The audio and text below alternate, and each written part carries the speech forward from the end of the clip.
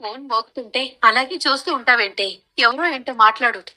ఆ, పెళ్లి కొడుకు వాళ్ళ నాన్న అమ్మ నోట కాగితాల గురించి అడిగితే ఏం చెప్పాలో అర్థం కావడం లేదు. అలాగని ఫోన్ తీయకపోతే అస్సలు బాగోదు. రకరకాలుగా ఊహించుకుంటారా? ఏదో ఒకటి చెప్పడమే ఉత్తమం. మాట్లాడు. ఆ, మీ ఎదుట మీరే నాకు ఫోన్ చేశారు. ఇది కల నిజమో అర్థం కావట్లేదు. ఈ ఆనందంలో ఈ రోజు నేను అన్నం తిన్ను కూడా పోనీ తెలుసా. సరే గాని నీ చెల్లి జాను తోట డాక్యుమెంట్స్ రెడీ చేయిస్తా అని చెప్పింది. ఆ వర్క్ ఎంతవరకు వచ్చింది? ఓ, ఇంకా అవ్వలేదని అంటే ఏమంటాడో ఏంటో. హలో, తోట డాక్యుమెంట్స్ విషయం ఎంతవరకు వచ్చిందని అడుగుతుంటే సమాధానం చెప్పవేంటి? డాక్యుమెంట్స్ పని అయిపోతుంది. ప్రస్తుతం మా చెల్లి అదే పనిలో ఉంది. సరే, త్వరగా చేయమని చెప్పు. తోట నా పెళ్లికి తాచు పాములా చుట్టుకుంది. నమస్తే అంకుల్, చెప్పండి. అదేనమ్మా, తోట డాక్యుమెంట్స్ రెడీ అవుతున్నాయో లేదో కనుక్కుందామని ఫోన్ చేశాను. అదే పనిలో ఉన్నాను అంకుల్, అయిపోతుంది.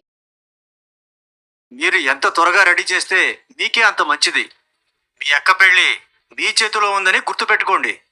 తోట డాక్యుమెంట్స్ నేను రెడీ చేయిస్తున్నాను అంకుల్.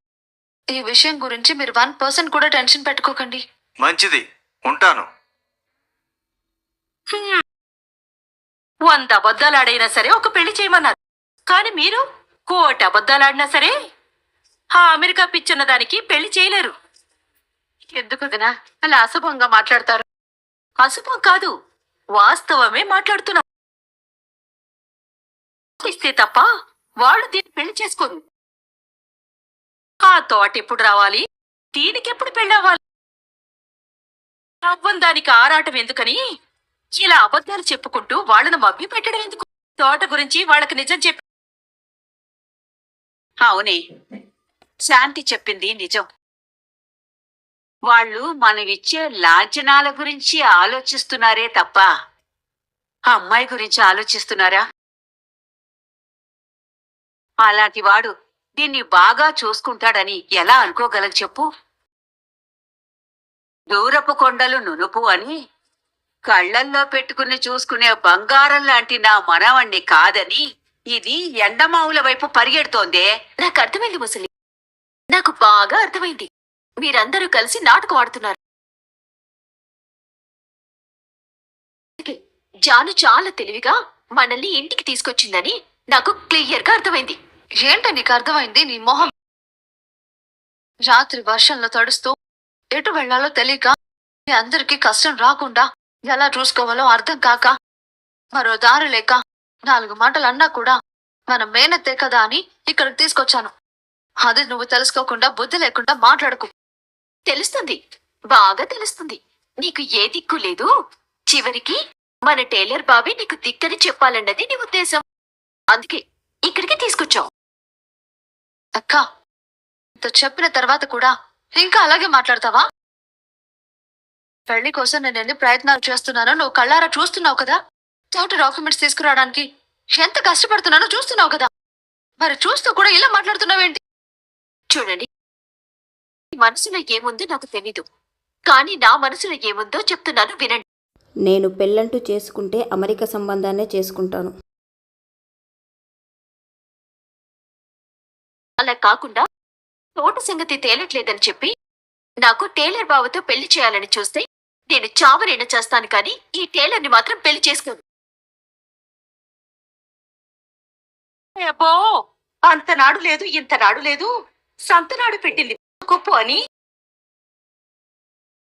ఇక్కడ మరి ఇంత మాత్రం అందగత్తే నా కొడుక్కి ఎక్కడైనా దొరుకుతుందా?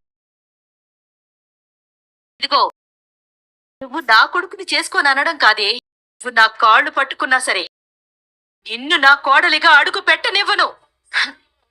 విమానాల్లో తిరిగే అదృష్టం నాది. ఏంటి కోడలకు పెట్టాల్సిన కర్మ నాకు పట్టలేదు. అమ్మా, విమానాల యువరాణి, విమానాల్లో తిరగడం తర్వాతే, ముందు పెళ్ళయ్యే సంగతి చూసుకో. చూడండి చూడండి, తన కొడుకుని పెళ్లి చేసుకోవట్లేదని, నాకు అమెరికా సంబంధం వచ్చిందని ఎలా కుళ్ళుకుంటుంది. నన్ను ఏంటి నువ్వు బుద్ధి లేకుండా వచ్చినట్టు ఎందుకు వాగుతున్నావు? నోరు మూసుకుని ఉన్నదు. నీకు నచ్చిన అమెరికా సంబంధమే చేసుకొని నీకు నచ్చినట్టుగానే అమెరికా వెళ్ళిపో. అంతే తప్ప మనసు చంపుకొని నన్ను పెళ్లి చేసుకోవాల్సిన అవసరం ఏం లేదు. ఆ పరిస్థితి రానివ్వను కూడా. సరేనా? అబ్బబ్బబ్బబ్బబ్బా వచ్చారండి డ్రామాల వరకు. కడుపుల విషయం నోట్లో చక్కెర అన్నట్టుగా నన్ను పెళ్లి చేసుకోవాలన్న ఆలోచన నీ మనసులో కూడా ఉంది. కానీ పైకి మాత్రం నా మంచి అమ్మాయికుడిలా నటిస్తున్నాడు. అసలు మేము ఈ ఇంటికి రావడానికి నీ హ్యాండ్ కూడా ఉందేమో అని నాకు డౌట్ గా ఉంది. నా కొడుకు గురించి నోటుకొచ్చినట్టు మాట్లాడవంటే నేను అస్సలు ఊరుకొని చెప్తున్నా. ఏం చేస్తావు? ఆగు. ఎక్కడున్నామో ఎలాంటి పరిస్థితుల్లో ఉన్నామో తెలుసుకోకుండా ఏంటి నీ అర్థం పర్థం లేని గోలా?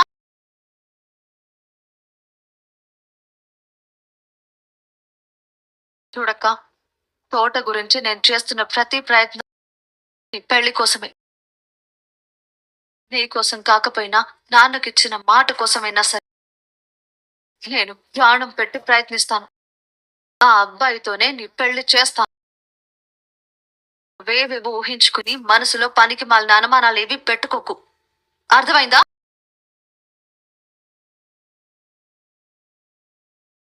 ఏంటి గోదావరమ్మాయి, హెడ్డేక్గా ఉందా? బాబా సుకుమారా, తల బద్దలవుతుంది. 2 టీలు చెప్పు. రే, టీ చెప్పరా. టీ ఇలాంటి టైంలో కూడా కుళ్ళు జోకులు వేసావంటే కుళ్ళ పొడిస్తాను. వాతావరణం సీరియస్ గా ఉంది కదా అని ఏదో నవ్విద్దామని జోకేశాను. మనుషుల్లో కొద్దిగా ఆశరసం తగ్గిపోయింది. భయా అన్నా 2 నార్మల్ టీ. ఈ తుఫాన్ గాడికి స్పెషల్ టీ. ఓకే అన్నా.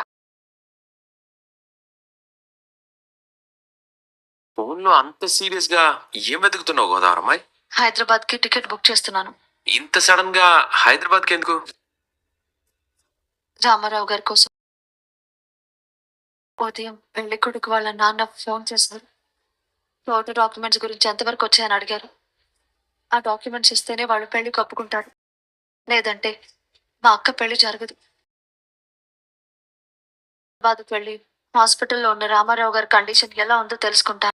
అసలు తోట సంగతి ఏంటో, మా నాన్న ఎన్ని డబ్బులు కట్టారో, ఇంకా ఎన్ని డబ్బులు కట్టాలో ఆ డీటెయిల్స్ అన్ని తెలుసుకుంటాను. రామారావు గారు హాస్పిటల్లో లేరు. అదేంటి సూర్య, హాస్పిటల్లో లేకపోవడం ఏంటి? రామారావు గారి అబ్బాయి చెప్పారు కదా, నాన్న హైదరాబాద్ లో హాస్పిటల్లో కోమాలో ఉన్నారని. అతను చెప్పిన హాస్పిటల్లో మా అమ్మ వాళ్ళ ఫ్రెండ్ రమ్య ఆంటీ డాక్టర్ గా వర్క్ చేస్తున్నారు. ఉదయం ఆవిడతో ఫోన్లో మాట్లాడాను. షాకింగ్ గా ఉందో అంతకంటే ఎక్కువ డౌట్ గాను ఉంది సూర్య. రామారావు గారి అబ్బాయి మనకెందుకు అబద్ధం చెప్పాడు? హాస్పిటల్కి వెళ్ళి ఏవైనా గొడవ పడతామని హాస్పిటల్ పేరు రాంగ్ గా చెప్పాడా? లేదంటే నిజంగానే రామారావు గారు కోమలో లేరా? అబద్ధం చెప్పడం వెనుక ఏదో పెద్ద మతలబుందని డౌట్ గా ఉంది సూర్య. నాకు అదే అనిపించింది. తెలుసుకుందాం, అతను ఎందుకు హాస్పిటల్ పేరు అబద్ధం చెప్పాడు. అలా చెప్పాల్సిన అవసరం ఏంటో, దాని వెనకున్న కారణాలేంటో అన్నీ తెలుసుకుందాం. ఇదిగో నా నీ స్పెషాలిటీ. ఏ స్పెషాలిటీ అంటే యాలకులు అల్లము వేయమని, అంతేగాని ఇలా ఈగలు బొత్తింకులు వేయమని కాదు. ఈగే కదన్నా, తీసిపడే కదా అని తీసిపడే అంటే ఈకలు పీకినట్టు పీకుతా. అయితే తీయకుండా తాగు. రే, ధ్యానంలో ఉంటే ఎలక ఏదో చేసినట్టు వేసినే కాకుండా ఎటకరాలాడుతున్నావా? ఎటకరాలో రే, న్యూసెన్స్ ఆపి వేరే టీ తీసుకో. లేదు గురువు గారు, అమ్మ తగ్గేదేలే. నష్టపరిహారం కింద ఒక ఫుల్ బాటిల్ కింద డబ్బునివ్వాలే. ఇదాగా నేను ఇప్పుడే వస్తాను. అలాగే, త్వరగా రా. లేదంటే నేను మన దేశం కోర్టులోకే కాదు, అవసరమైతే ఫారెన్ కోర్టు కూడా వెళ్తా. ఫారెన్ కోర్టు కాకపోతే టెన్నిస్ కోర్టుకి వెళ్ళు. ముందు పక్కకెళ్ళు. నేను ఏదో కమెడియన్ గా సెట్ అవుదాం అనుకుంటున్నా, నన్ను ఇలా చేసావంటే ఈ షాప్ ఉండో చెప్తున్నా. నష్టపరిహారం మీరిస్తారా? ఫుల్ బాటిల్ చాలు, వాటర్ బాటిల్ నేను కొనుక్కుంటాను. చూడు బాబు, కావాలని చేస్తే మోసం, అనుకోకుండా జరిగితే పొరపాటు. ఇక్కడ జరిగింది పొరపాటు. చేసావనుకో, ఇంకోటి రేపటి నుంచి ఎవరు రారు. వ్యాపారం పోయి కుటుంబం రోడ్డును పడుతుంది. నన్ను రోడ్డును పడేస్తే పాపం కదా బాబు. ఏమయ్యా, వేడిగా టీ ఇవ్వు. చూసావా ప్రాబ్లం ఎంత సింపుల్ గా సాల్వ్ అయిందో? సార్, మా వాడికి బస్తాలు బస్తాలు తిక్కుంది. ఎవరు చెప్పినా వెండు, కానీ మీరు మా వాడి నోరుని భలే మూయించారు సార్. కుటుంబం రోడ్డున పడుతుంది అని అన్నారు చూడండి, అక్కడే అర్థమవుతుంది సార్ మీ గొప్ప మనసు. ఇంతకీ మీరేం చేస్తుంటారు సార్? రామారావు గారు, రామారావు గారు ఏంటి సార్ అలా చూస్తున్నారు? ఇద్దరు గొంతు ఇంతకు ముందు ఎక్కడో విన్నట్టుందమ్మా. మీరు వాయిస్ లో విన్నట్టుందా? ఎక్కడ సార్? అదే అర్థం కావటం లేదమ్మా. పెద్ద వయసు కదా, తిమ్మరపు వచ్చినట్టుందమ్మా. సరే, మీ పేరేంటండి? నా పేరు తాగడానికి వచ్చాను రా. సరే సరే, వచ్చేస్తాను. మా అబ్బాయి ఫోన్ చేశాడు, ఏదో అర్జెంట్ అనుకుంటా. ఉంటానమ్మా, ఉంటాను బాబు. ఆవేశం గారు, మందు తగ్గించండి. ఉంటాను సుబ్బారావు. అలాగే.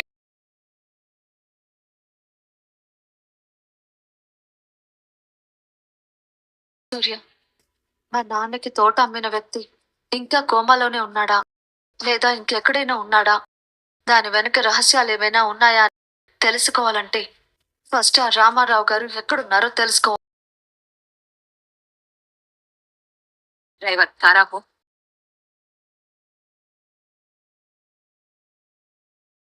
అసలు ఏం చేయాలో అర్థం కావడం.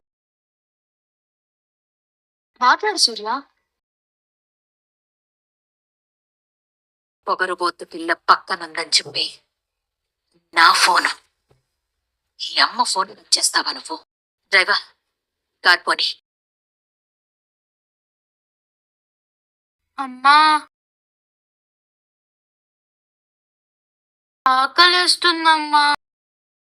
ఉదయం నుంచి ఏమీ తినలేదు కదా. అందరూ వచ్చి నా ఇంటి మీద పడ్డారు. కర్మ కర్మ. వదినా, వంటకి ఏదైనా సాయం చేయమంటారా? అమ్మా వద్దమ్మా, మిషన్ కుట్టుకునే నా కొడుకు మీ కల్లుడుగా పనికిరాడని అవమానించి చాలా పెద్ద సాయం చేశారు. ఎలాంటి సాయం వద్దమ్మా. వదినా, చిన్నది ఆకలి అంటోంది. అయితే ఏం చేయమంటావు? చంకనేసుకుని తినిపించమంటావా ఏంటి? అయ్యో, అది కాదు వదినా, దానికోసం ఏదైనా వంట చేయమంటారా? అందరి కోసం వండి తగలెట్టాను. రండి. ఇక్కడ నిలబడ్డావేంటి? రా.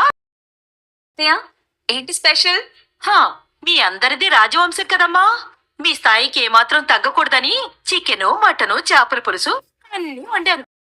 తట్టలో కాపురం బుట్టలోకొచ్చి, బుట్టలో కాపురం బురదలో కలిసిపోయినట్టు ఇలాంటి పరిస్థితులు వచ్చినా సరే స్పెషల్స్ కావాల్సి వచ్చాయా మీకు? స్పెషల్స్.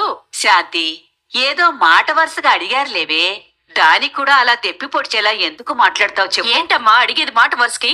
అయినా మిషన్ కుట్టుకుని బతికే తాయి మాదని చెప్పారు కదా, మరి మా కొప్పులు ఏ ఉంటాయమ్మా స్పెషల్స్? అమ్మా, కాకరకాయ కూర చేదుగా ఉంటుంది, నాకొద్దమ్మా. వేరే కూరలేం లేవా? నేనే పాపం పోస్తే పులుపు తక్కువని వంకలు పెట్టారట. ఈ వరుస కూడా అలాగే ఉంది.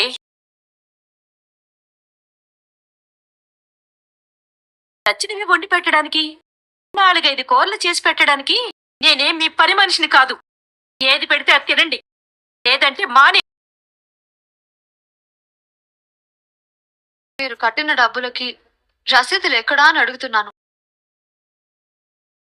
అగ్రిమెంట్ పేపర్స్ ఇవ్వండి అంతే. రామారావు గారు కోమాలో నుంచి బయటకు వచ్చేంత వరకు వెయిట్ చేసే సహనం, ఓపిక ప్రస్తుతం నాకు లేవ. అక్క పెళ్లి చెయ్యాలంటే ఆ తోట సంగతి ఏంటో తేలాలి. పోలీసుల్ని రామారావు గారి ఇంటికి తీసుకువెళ్లి నేనే తేల్చుకుంటాను.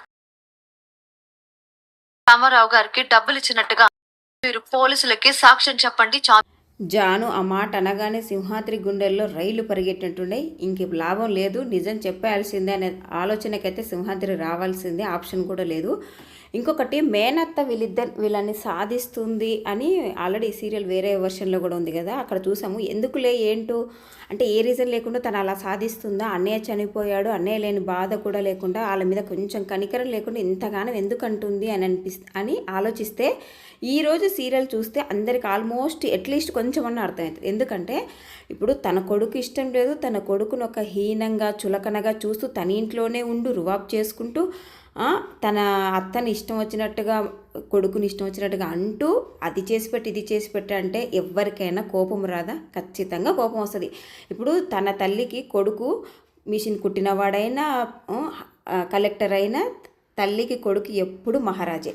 అలాంటి కొడుకును తీసేస్తూ అలా చులకనగా మాట్లాడుతుంటే మరి ఆ తల్లికి కోపం రావడంలో తప్పు లేదు, తిరిగి వీళ్ళని తిట్టడంలో అంతకన్నా పెద్ద తప్పు లేదు అని నాకు అనిపించింది. మరి మీకేమనిపించింది అనేది అయితే కమెంట్ చేయండి. ఈ రోజటి ఎపిసోడ్ వరకే.